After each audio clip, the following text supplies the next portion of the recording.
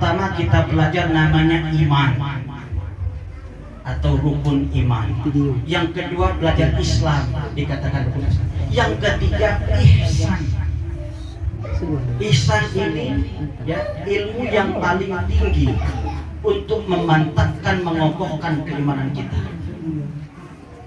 Apa arti ihsan tadi? Anta'budullaha ka'annaka tarah, fa in lam takun tarah fa innahu yaraka.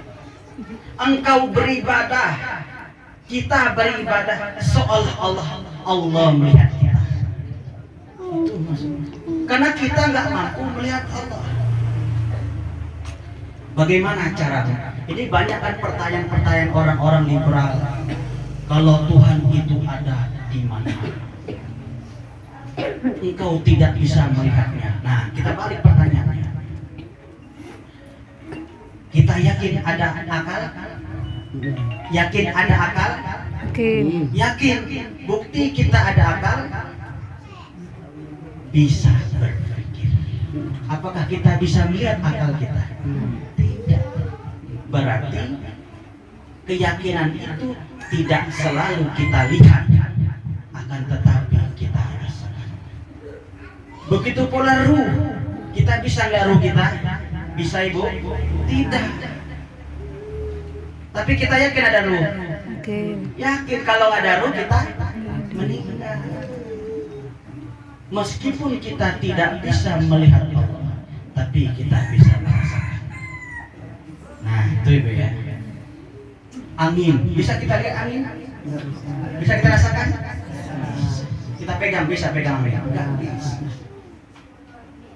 Tidak bisa dilihat, tidak bisa diraba, tapi kita yakin. Dengan apa? Dengan rasa. Kita bisa merasakan kehadiran Allah Subhanahu wa Ta'ala. Itu hakikat kita sholat, kembali kepada Allah.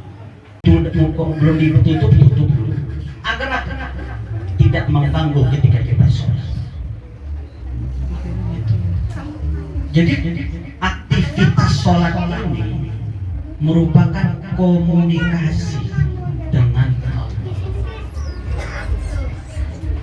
Ketika kita sholat, pikirannya penuh. Pernah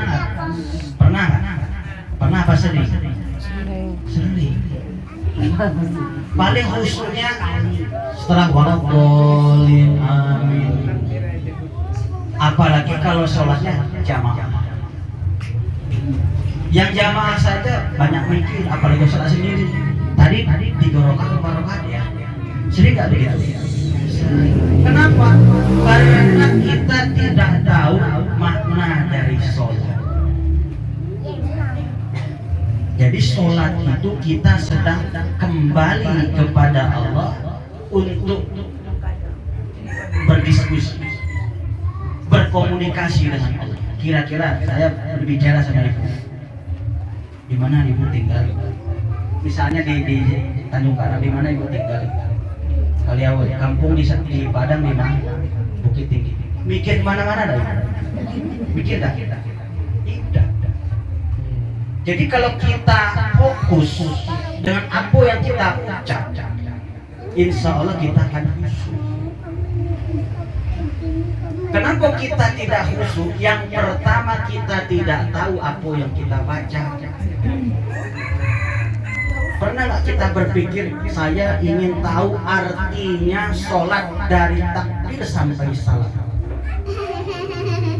Inni wajjahtu wajhiya lillazi atawatu. Sesungguhnya aku menghadapkan wajahku kepada Allah. Dimanapun engkau ya Allah, engkau tetap ada. Itu artinya inna sholati wa nusuki.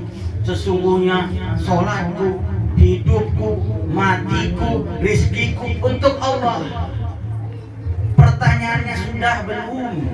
Hidup kita untuk Allah.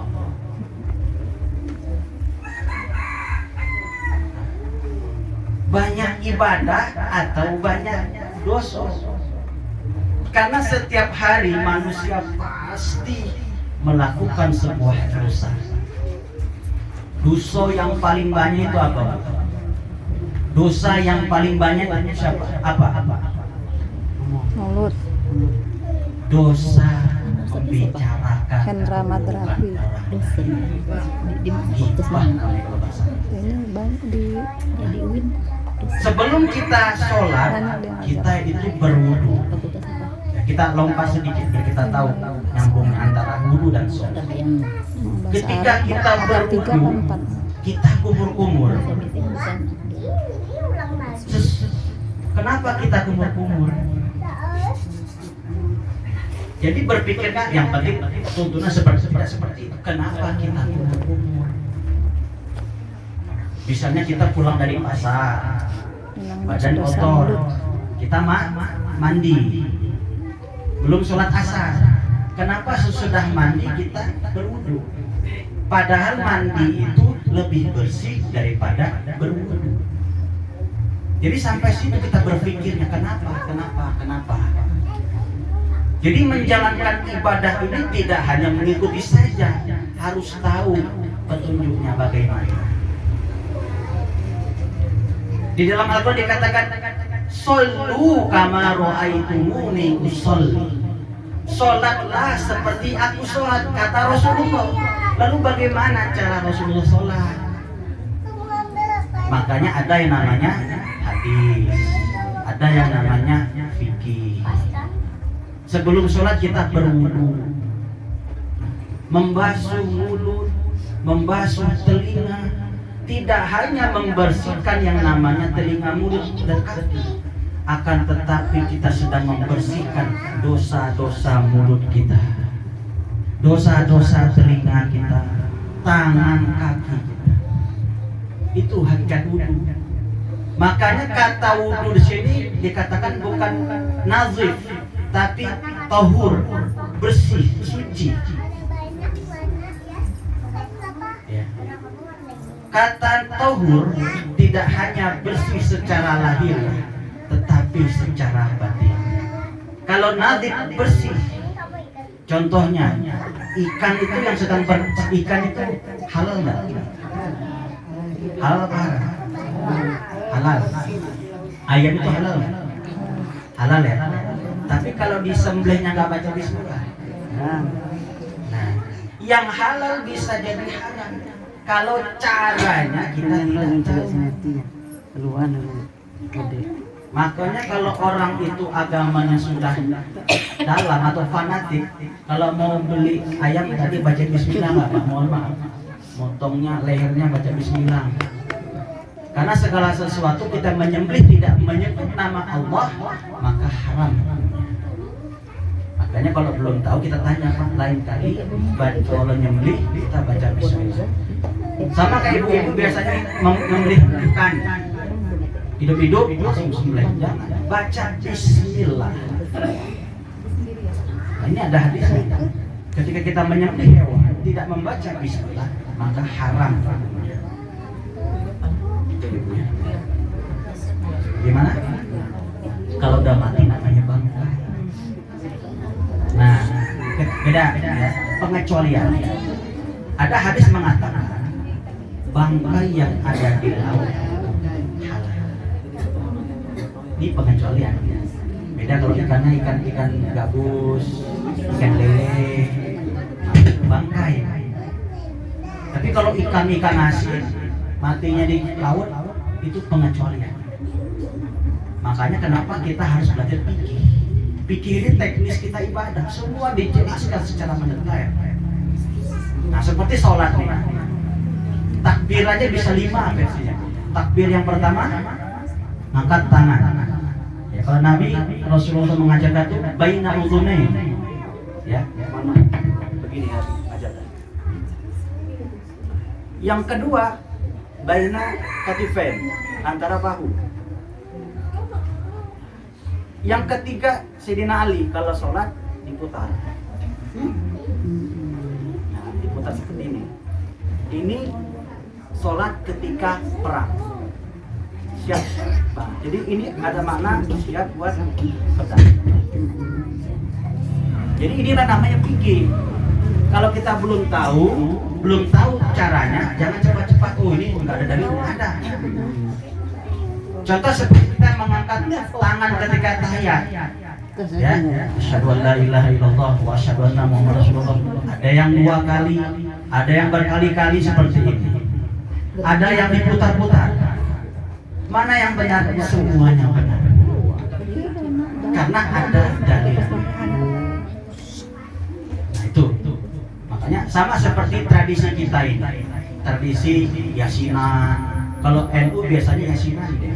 Kalau Muhammadiyah biasanya takziah.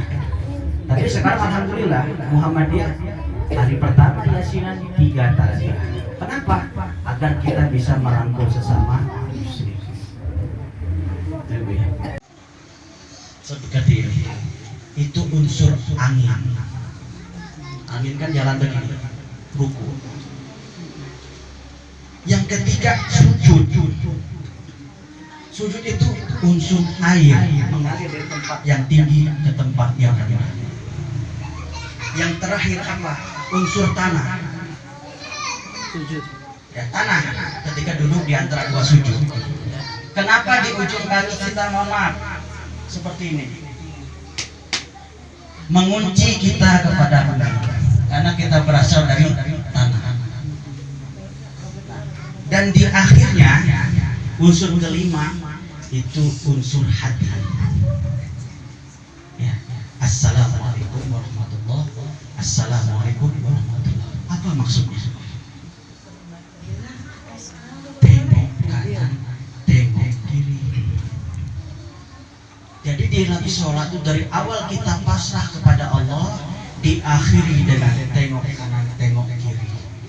Maknanya kita harus peduli terhadap sesama. Jadi orang yang kaya itu punya beban berat. Jangan sampai 10 rumah kanan, 10 rumah kiri itu tidak makan. Punya tanggung jawab. Baik seorang alim ulama seperti saya belajar itu punya tanggung jawab. Apa? Untuk memberikan dakwah, menyampaikan ayat-ayat Allah. Balighu ani walau ayat. Sampaikan kebaikan walau baru 1 ayat. Makanya saya mengajak kita sholat tidak hanya gerakan fisik saja, tapi tahu yang dituju. Allah yang dituju.